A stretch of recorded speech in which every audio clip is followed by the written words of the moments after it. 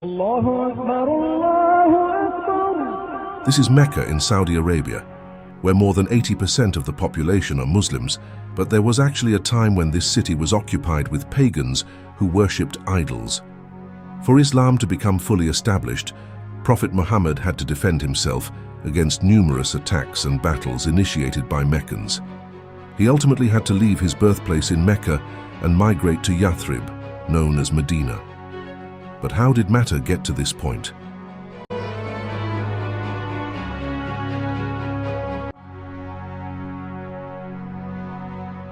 Prophet Muhammad was born around 570 CE in Mecca, an important caravan trading center.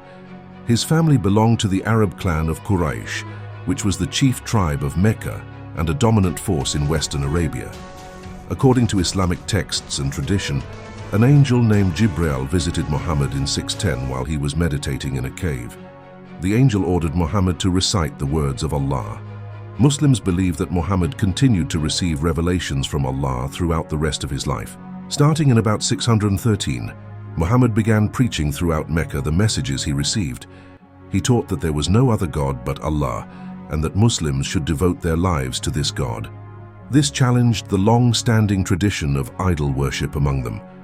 Since Muhammad belonged to the powerful Quraysh family in Mecca, harming him openly was hard. The idolaters instead chose to persecute his followers, many of whom were slaves or ordinary citizens. Muhammad directed his followers to seek refuge in Abyssinia. As the danger to his life grew, he chose to migrate from Mecca to Medina in 622. Located more than 260 miles north of Mecca, Medina is a fertile land.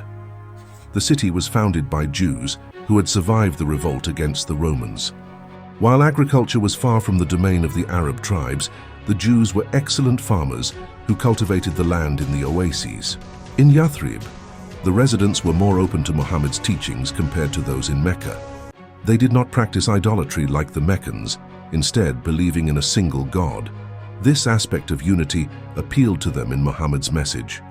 Furthermore, the people of Yathrib sought a strong leader who could bring together the diverse tribes. Muhammad attempted to act as a mediator among the conflicting factions, facing some resistance in his endeavors. Eventually, Muhammad was able to bring stability to the region.